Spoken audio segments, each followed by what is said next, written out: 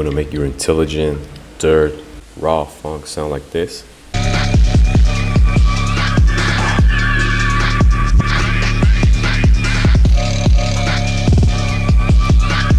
Then stay tuned. This is a disclaimer, by the way. I did my research on the topic. I asked a lot of people what's the difference between raw, dirt, and intelligent dirt, and I think I cracked the code. But if I'm mistaken or if I'm lacking something, please go comment down below the difference that you think really separates them. I want to give a special shout out to Arturo because he reached out to me to explain, and I'm really grateful he did so. So I've written down some notes. He said, I think what separates them is the drums. They're placed in a way which gives them that specific sound. Intelligent has a focus on the open hats, making more patterns and playing around with them, whereas raw focuses on using different old Memphis basses with lower soft frequency. What I noticed as well, intelligent dirt uses drum and bass loops. It has more atmospheric sounds, and it has a very similar usage of the sub bass. Alright, I know for a fact that you watched the previous tutorial. If not, the link's in the description. So this one will be more over the top. I'm going to explain the details of this because you already know how to make the song. So the most important thing, and I'm going to give this away to you, is the mastering.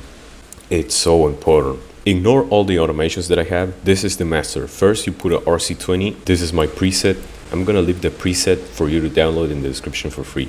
If you don't have RC20, crack it. Don't give them money. This is my preset for RC20, a bandpass like this in the EQ, just to simulate the lower quality. Now this one's really special, and I made this one myself. This configuration for the reverb on the master is a wrap, bro. Yo, I just noticed my straw.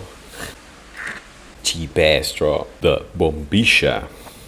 We call it that way in Argentina. And then of course, sangudizer, a preset, and like 10%.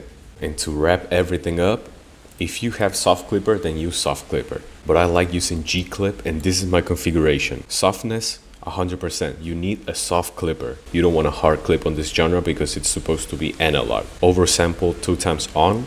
And this is a little trick, make it sound really loud. Turn the gain up by 4 decibels, and that's it. It's a wrap. You had the perfect master preset. Then it's just the usual sample. I picked this one from my drum kit. The link's in the description if you want to get it. I practically made this whole song just by using my drum kit. And this is how my sample sounds like.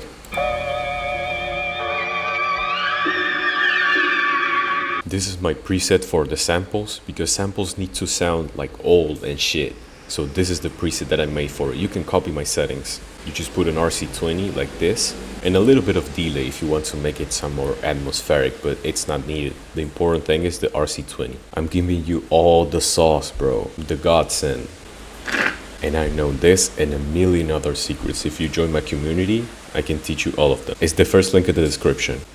It's a paid community. It's not all about music. It's about getting better, getting on self-improvement with me. So if you're interested and you want to get your life in check, go hit that first link in the description right now.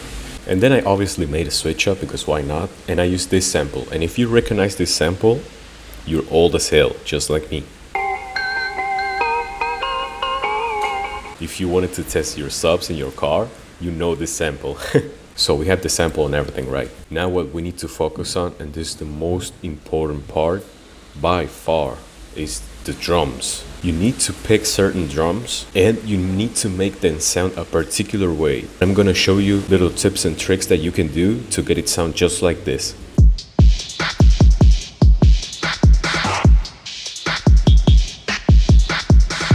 So what's the first thing that you notice? For me, it was the kick. The kick plays a lot. I don't usually put a lot of kicks in my music. I usually let the 808 do its thing. But here, you need to spam the kicks by a lot. You need to go OD on the kicks. Listen to the shit.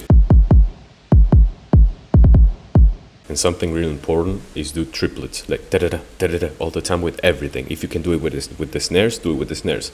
If you can do it with a kick, do it with a kick. Spam that shit. As you can see right here, I did it with my snares as well. Be sure to play with the velocity down here. What you need to do with the hats is make something like this. You can obviously find a drum loop that has this particular type of hat, especially my drum kit. But if you want to add your own, this is how you make them. And for sound selection, you need to go for old Memphis drums and pitch them down to make them sound more evil. obviously you need to use this perk. And you can add different snares. I use this one just for the snare roll. And now for the loops, I want you to grab different loops, a white noise sample, and stack them all together. It's gonna sound like this. It sounds all noisy, right? That's what you should go for. Obviously, you need to use this. That's pretty much it. When it comes to the bass though, as I told you before, raw funk focuses on stacking Memphis bass, Moog basses on top of the sub. Not really on dirt and intelligent dirt, you don't really do that. At least on intelligent dirt, you can stack different growls and dub basses. But on regular dirt, you just grab a sub and you distort it. This is the bass that I chose. And I used Camel Crusher, and I really love using the British Clean preset. And this is how you should EQ your bass. Why? Because you want to lower the sub and boost the bass so you can really hear it cut through the mix. The bass needs to be really noticeable. You make a bass line following the key of the sample.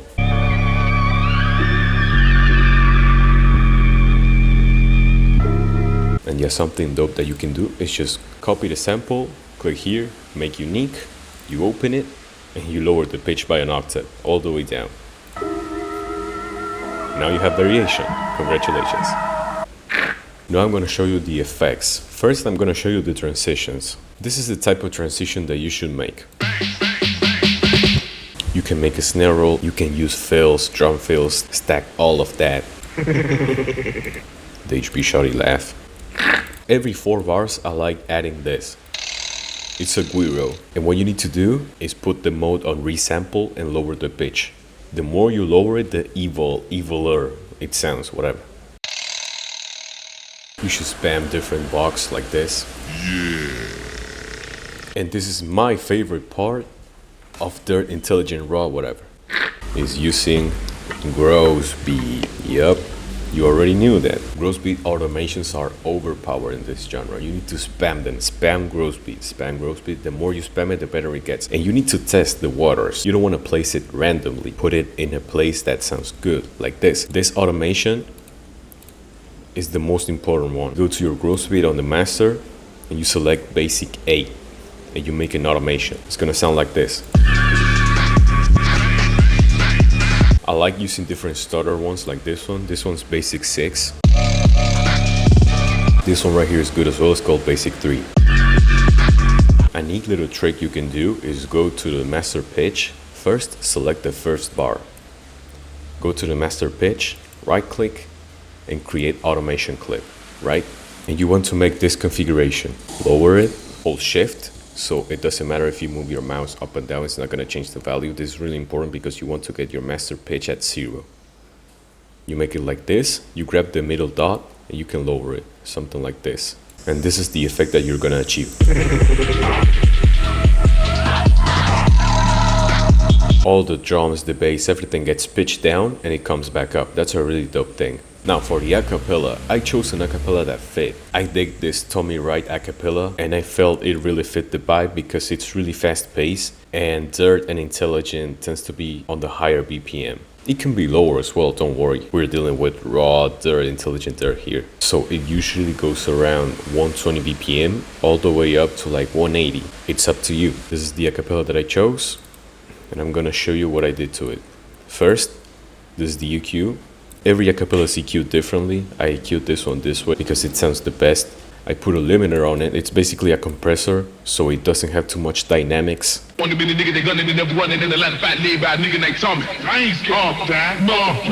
it always peaks at the same level. And this is some secret sauce. I put Camel Crusher in my vocals, a distortion plugin. You put the Annihilate preset and you lower the mix. So you make them sound grittier and louder, but in a good way, not so distorted that they crush your ears. After that, you add an EQ and you narrow the bandwidth. Why? To make it sound older, basically. To make it sound vintage. And then just a delay to fill in the gaps, just to glue everything together. And if you put everything that I just told you together, it sounds like this.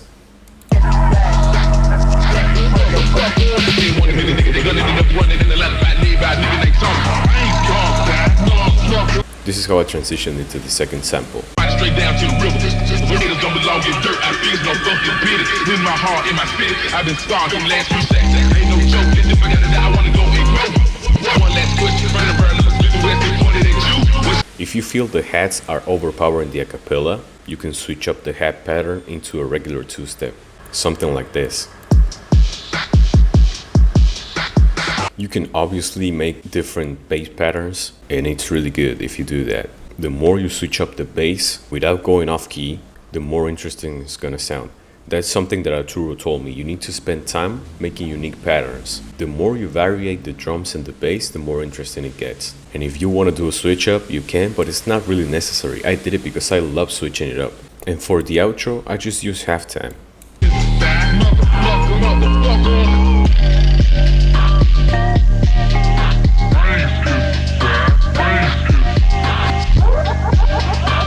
That's basically it. I know this is a short tutorial, but if you want the basics explained to you, please go watch my previous tutorial. The link's in the description. This song was made using my drum kit. You can get that as well. And as I told you before, I have a private community. We're getting a tape finished with one of the members. We were having so much fun. And he's getting so much shit done in life as well. So if you want to join the brotherhood, it's the first link in the description. This is the end result. I hope you like it. It's been Shinzo, guys. Later.